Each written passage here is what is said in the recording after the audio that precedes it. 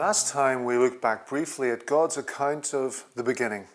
We reminded ourselves of how wonderful it is for us, His children, to know that our eternal Father has always existed and that He made everything in the universe.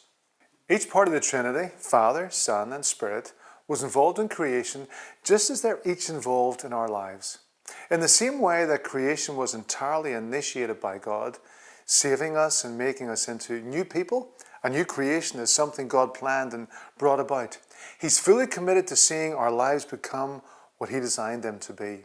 The Genesis account goes on to describe God's intention of creating a being that would bear the imprint of His, that is God's own self.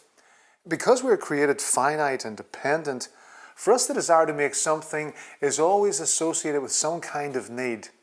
But as we've noted a number of times, God's decision to create a race of beings to whom He could relate in a special way was not to fulfill anything that He was lacking. He did not create a race of beings who could know Him or who had the emotions to love, the will to obey and the capacity to worship Him because He needed any of those things. So this was an act of grace. To even exist for us is evidence of His grace, His kindness and favour that has nothing to do with merit. It's ridiculous to think that we might somehow earn the right to exist. But even more than this, not only did He create a specially favoured race in His image, but He also gave them real responsibility and authority. We read in Genesis 1:27 and 28 that God created human beings in His own image. Scripture says, in the image of God He created them, male and female He created them. Then God blessed them and said, "Be fruitful and multiply, fill the earth and govern it.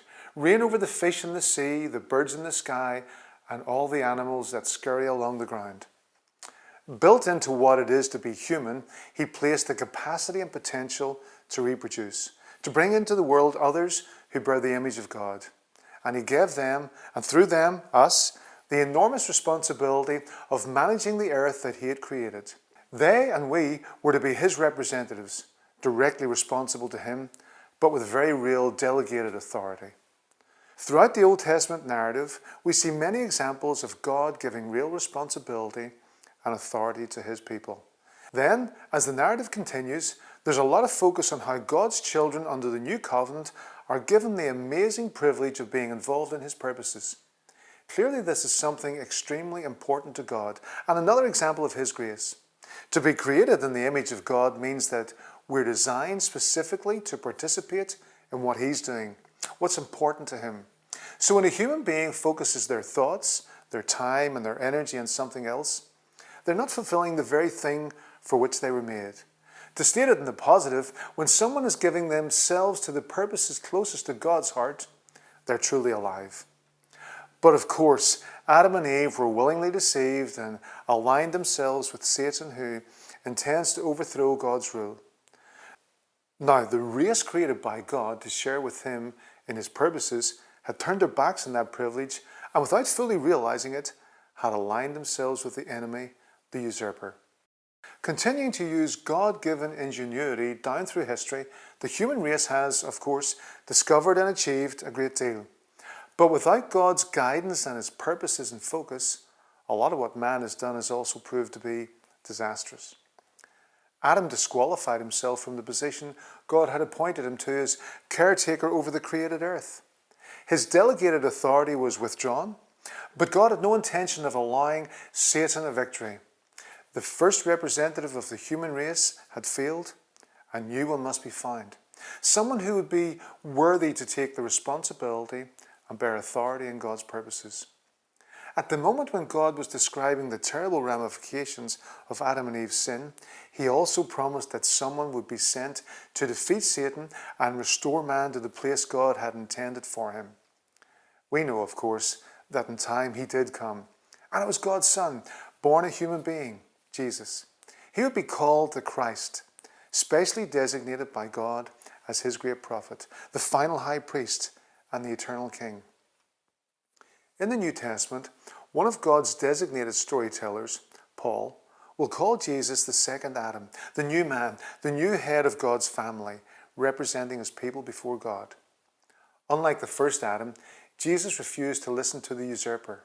At enormous cost, he put God's purpose first and won the victory that had been promised in the dark day of the fall. After Jesus bore our sin on the cross and then was raised back to life, he told his disciples that God had given them all authority in heaven and earth. The first, only human representative man, Adam, did have delegated authority on this earth. But the authority of this second representative man, Jesus Christ, eclipses that completely. He has authority as God's Son in heaven and as God's appointed representative on earth. We have already reflected on the fact that from the beginning, God intended for his people to have the capacity and authority to be part of his purposes. Jesus, the second Adam, made it possible again for God's people to fulfill the thing for which they were created. Immediately after asserting his authority, recorded in Matthew 28, 18-20, Jesus tells his disciples that they're to go out through the whole world telling people about him and leading them to become his followers. This is the great rescue that Jesus came to the earth to initiate. And now, just before returning to God the Father in heaven, he appoints, or if you want, he commissions his people under the new covenant to join him in this effort. Adam's role, and by extension our role, was originally to be caretakers of the earth. Now, Jesus' role, and by extension ours, is to share his great narrative with people everywhere on the earth. The narrative that culminates in the amazing news that on the cross, Jesus has solved the dilemma of sin and death. The first time through the narrative, we noted how after their sin, Adam and Eve suddenly experienced shame.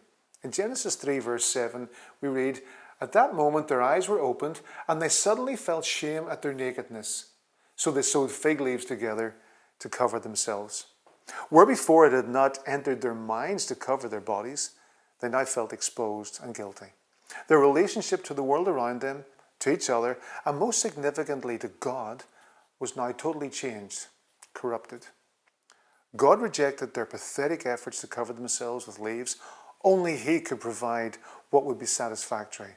Some of the animals they had originally had under their supervision had to die. The narrative says in Genesis 3:21 that God made clothes for Adam and Eve. He provided the covering for the shame and guilt that had now come between him and his image bearers. This provides a powerful metaphor for what God has done for us through Jesus' death. Every pathetic attempt of our own to deal with our guilt was doomed to fail, and only made it worse in fact. But God sent his Son who gladly died in our place. He took our guilt and shame on himself as an act of grace, and we certainly can't do anything to earn this. God has covered us with the righteousness of Jesus. When God looked at Adam and Eve, he could see the skins of the animals that died to temporarily hide their guilt. Now when he looks at us, he sees the obedience, the perfection, and the purity of his Son, who he said pleased him completely. And that won't ever change. The way he sees us now is entirely independent of what we have done, and remarkably, anything that we will ever do. His view of us doesn't change with how we feel.